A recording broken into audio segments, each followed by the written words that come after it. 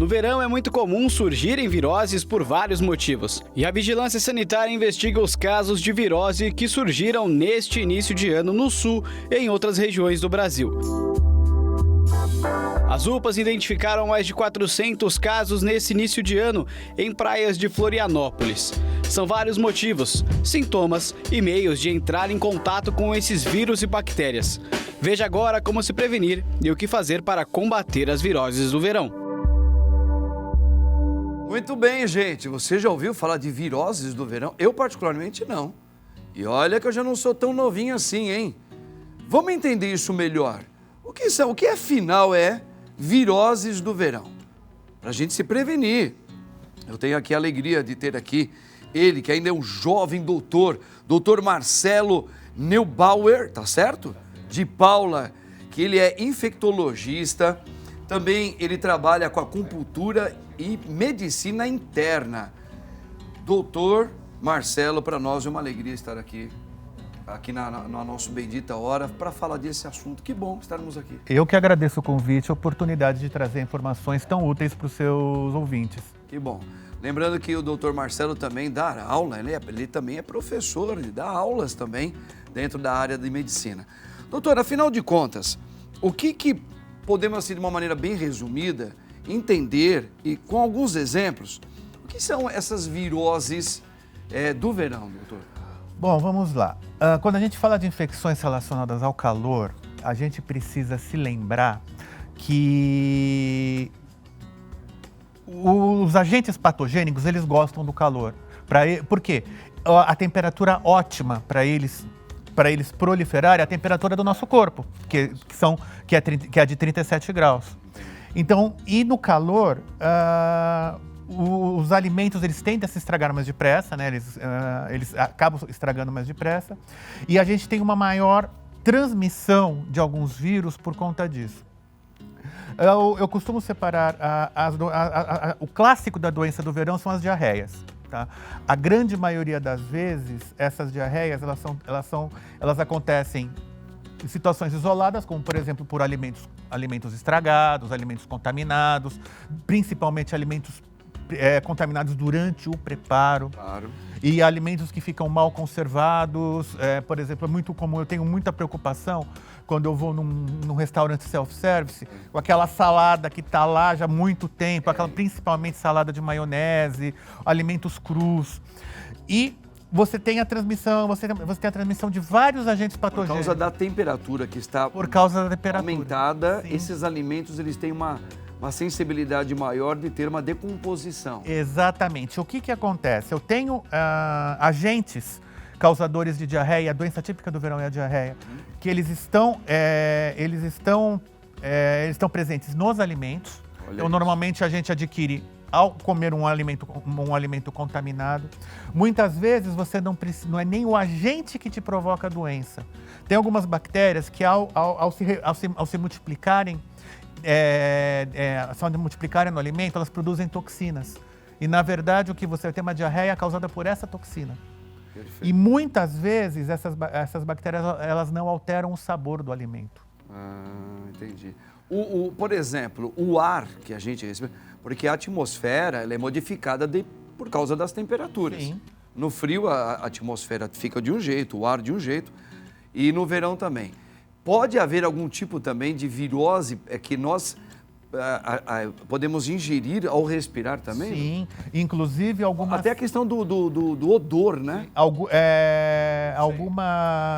Algumas viroses intestinais, elas têm transmissão respiratória. Olha isso. Então, isso já vi acontecer várias vezes. A família inteira tá com diarreia e não tem alimentos em comum. Entendi. Então, porque algumas enteroviroses, elas são transmitidas pela respiração. Você libera pela respiração o vírus e outras pessoas, ao aspirarem, podem adquirir a virose. Como a Covid. Entendi. Como a própria Covid, assim, também, né? Ela é uma doença de transmissão respiratória. Ok. Olha só que interessante, gente. Tá vendo? Essa questão dos alimentos é algo que a gente tem que tomar muito cuidado, porque em qualquer época a gente precisa se alimentar. E o doutor está colocando aqui uma questão muito importante. Por causa do clima que fica mais quente, claro que vai se deteriorizar, não sei se essa é a palavra correta. Deteriorar. Deteriorar, tá certo? O alimento com maior rapidez. E às vezes a gente não percebe a mudança do gosto do alimento, só que você está ingerindo alguma coisa que já está um pouco estragada. Sim. E aí a primeira coisa que acontece, o que é? Diarreia, tá certo? O ar também. A parte líquida também pode trazer? Sim, os líquidos, principalmente a água contaminada, né? A gente tem problema de contaminação e de má... aqui em São Paulo a gente não vê isso, mas mais no interior a gente pode ver, por exemplo, contaminação de um poço, contaminação de uma fonte de água. Principalmente se você tiver, isso é uma coisa clássica, né? Uma fossa séptica muito perto do poço. Pela própria terra, pode haver uma migração de agentes patogênicos para essa água. Mas, normalmente, me preocupa mais o alimento do que a água mesmo. Um alimento que é muito complicado de se comer fora de casa é maionese. Maionese estraga muito fácil. Tá ouvindo o que o doutor Marcelo tá falando? O Barba, ele ama maionese. O Barba é o nosso cameraman ali, ó. Ele não pode ver uma maionese. Presta atenção, doutor. O Barba... Maionese é um dos alimentos que dá... Por quê, doutor? Porque a maionese, ela é um meio de cultura que facilita o crescimento bacteriano. E tem uma determinada bactéria chamada Staphylococcus, que se ela contaminar aquela maionese... Pensando na salada de maionese, né? A salada de maionese que fica muito tempo exposta, se a bactéria ela crescer, ela vai produzir uma toxina que provoca uma diarreia violentíssima e não vai alterar o gosto da maionese. Olha. Normalmente, de 3 a 4 horas depois de você ingerir essa maionese estragada, é diarreia e vômito, diarreia e vômito, diarreia e vômito, que ela é autolimitada. A hora que limpar tudo, acabou. Entendi. Só que uma criança, um idoso, pode desidratar. No calor, a gente já tem uma tendência a desidratar mais por conta de maior transpiração. Então, é importante, nesse tipo de situação, recorrer a uma assistência de saúde, porque a diarreia a gente não corta, a diarreia a gente deixa. Tem que deixar, Tem que eliminar. E beber bastante água. Só que se a pessoa está vomitando, ela não consegue beber água. Eu preciso fazer medicação para ela parar de vomitar, para ela conseguir se hidratar. Se ela não estiver conseguindo se hidratar por vômitos de difícil controle, a hidratação tem que ser endovenosa. Entendi. Olha, gente, sensacional, doutor Marcelo, que ele aqui é um especialista, hein? Doutor Marcelo, ele é infectologista, vamos lembrar isso, e ele também trabalha com acupuntura, isso, doutor, né? Isso. Olha aí, medicina interna também. Maravilhoso, eu estava batendo um papo com ele aqui, o doutor é muito capaz e bem experiente já na sua área, apesar de ser jovem ainda, hein? Doutor, palmeirense, né, doutor? Tá vendo? Essa risada aí porque ele está confirmando que ele é... Eu não sou tão jovem, eu tenho 28 anos de formado. Mas ainda é um homem novo, ainda, que muito bacana isso pra gente. Doutor, a questão da prevenção, nós estamos vivendo essa era da prevenção, e eu acho que isso é muito importante. Nesse período de muito calor, abafado, a gente bebe muita água, a gente tenta comer muitos legumes, frutas, e você já colocou aqui para nós, é muito fácil estragar por causa do calor. Como prevenir? É uma dica que o que você coloca. Fala, Senhor, é só Deus, né? O que você coloca para os nossos telespectadores, doutor? Bom, primeiro, cuidado na higienização dos alimentos, isso é fundamental.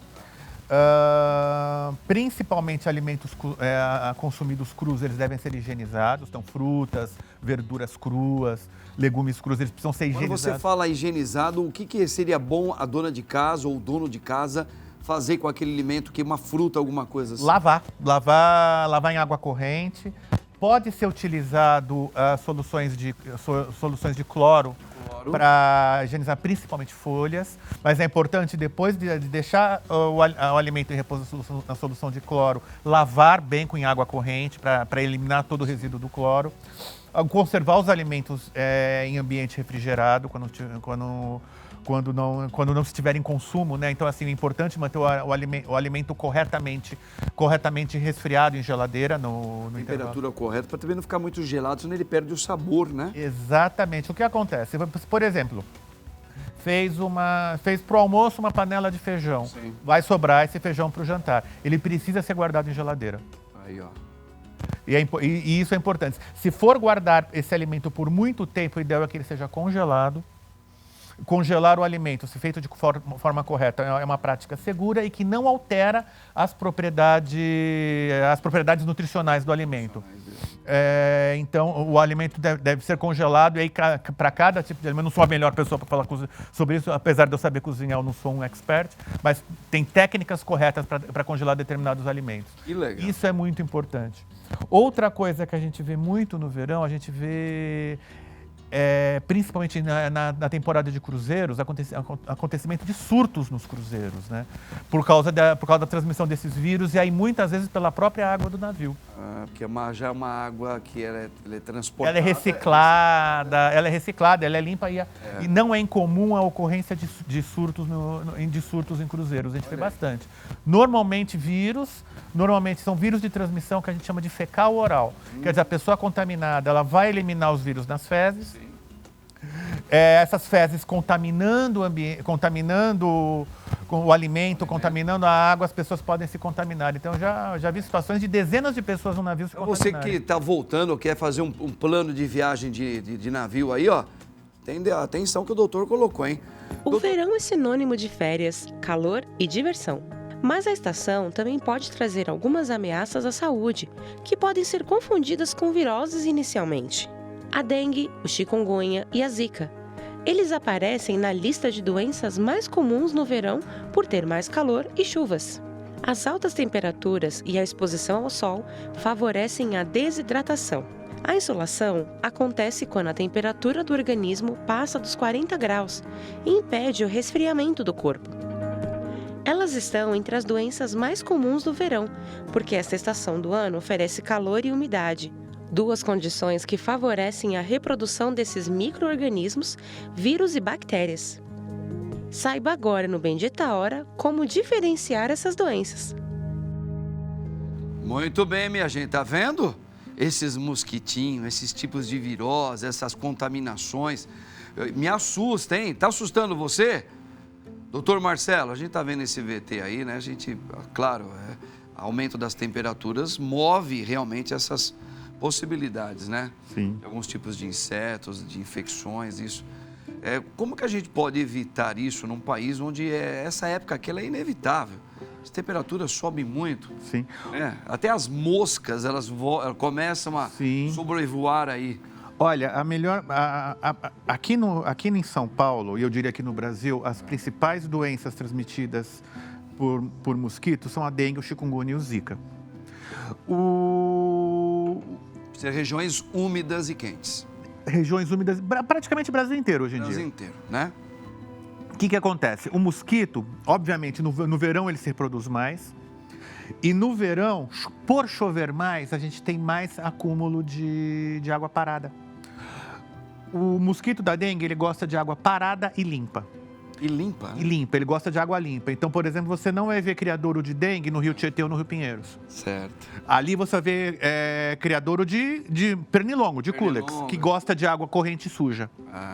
O mosquito, assim, qualquer coisa que você deixar que acumule água parada limpa, vai servir de criadouro para a fêmea do mosquito botar os ovos e ali as larvas eclodirem. Então, por exemplo, caixas d'água abertas, pneus velhos, garrafas velhas. Olha, uma tampinha de garrafa PET no chão, que encheu de água de chuva. Vasinhos de plantas. Vasinho de planta. Só coloca aquela parte maior, né? Isso. Para não vazar água. Algumas plantas, como por exemplo as bromélias, que podem reter água nas folhas. Dentro dela mesmo, né? E então a melhor maneira é prevenção. Porque até hoje não se conseguiu uma maneira eficiente de se combater o mosquito. A gente tem as campanhas, tem aquelas campanhas de fumacê que passam os carros, principalmente nas cidades menores, mas é uma doença que aumenta, essas doenças aumentam muito no verão porque aumenta a proliferação do mosquito por conta do calor e da chuva. Eu acho que é legal, a gente viu aí no VT, porque muitas pessoas às vezes podem ser confundidas por um mal-estar. Por exemplo, você colocou para nós no começo que às vezes algum tipo de alimento pode gerar, nessa época do ano, uma virose intestinal. A pessoa começa a ter diarreia. Sim. Não é? Mas às vezes um bichinho desse picou você e você pega aí começa a vomitar, sentir mal, pode achar que comeu alguma coisa. Então assim, pela sua experiência, doutor, A gente sabe que pode ser uma coisa, pode ser outra também, mais grave. Toda vez que a pessoa começa a sentir que ela está desidratada, tem ânsia de vômito, começa a ter diarreia, sempre, quais são os principais meios que a gente deve fazer? Primeiro de todos.